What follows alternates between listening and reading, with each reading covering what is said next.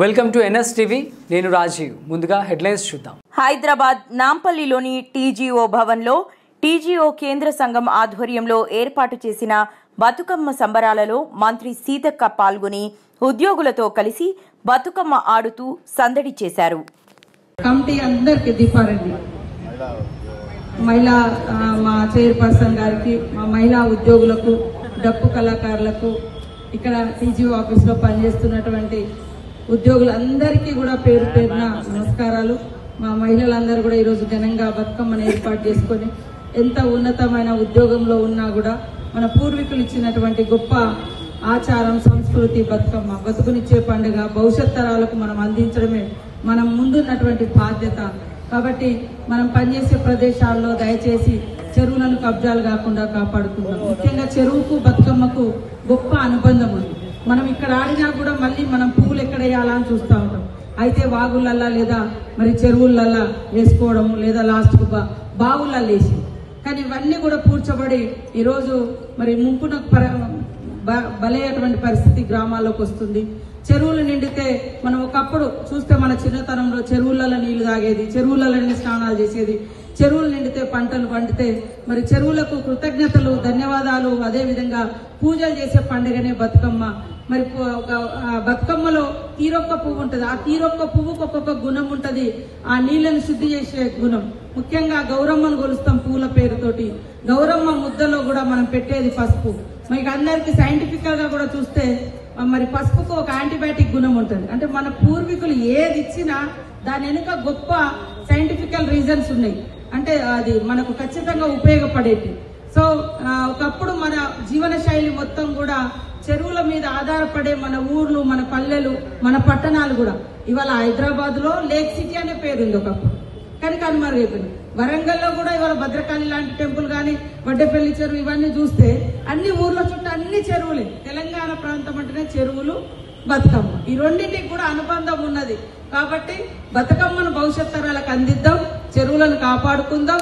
మన పూర్వీకులు మనకి ఇచ్చినటువంటి గొప్ప ఆచారం సాంప్రదాయం ఆటలు పాటలు బతుకమ్మకు పూజలు ఇది భవిష్యత్ తరాలకు తరతరాలుగా ఉండే విధంగా మనం ముందుకు తీసుకెళ్దామని తెలియజేస్తూ మరి శ్రీనివాసరావు గారు వచ్చి రాక రా అంటే రాను రాను అన్న రోజు బతుకమ్మ వాస్తంటూ 3-4 చోట్ల ఆడుడైతుంది. ఇటు మన పోర్ట్ఫోలియోకి సంబంధించిన శాఖకు సంబంధించినటువంటి బిజీ మరి అదే విధంగా మా మహిళలందరూ కూడా ఆడుతుంటే వారితో మనం కూడా ఒక స్టెప్ వేయాలనేటువంటి ఉద్దేశంతో ఇవాళ కూడా 3 చోట్ల ఆడినాం.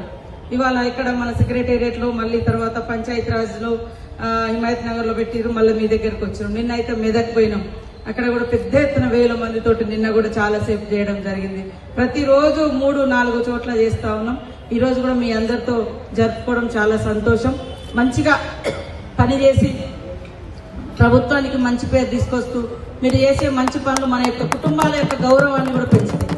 ఎక్కడో చిన్న తప్పు చేస్తే సస్పెండ్ అయితే మన కుటుంబ సభ్యులందరూ కూడా బాధపడతారు. కాబట్టి మనం చేసే పని భవిష్యత్ తరాలకు ఉపయోగపడాలి, ప్రజలకు ఉపయోగపడాలి, మీ గౌరవాన్ని కూడా పెంచాలి.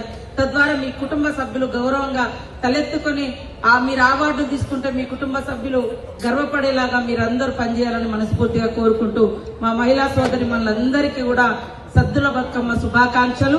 అదే విధంగా మా సోదరులకు సోదరిమణులకు రాష్ట్ర ప్రజలందరికీ కూడా మరి దసరా శుభాకాంక్షలు తెలియజేస్తూ జై బతుకమ్మ జై తెలంగాణ.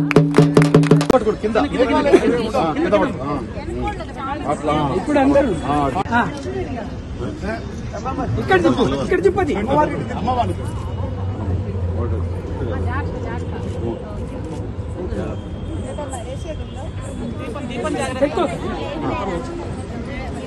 చూడండి మీరు కూడా ఒకటి పట్టుకోవచ్చు.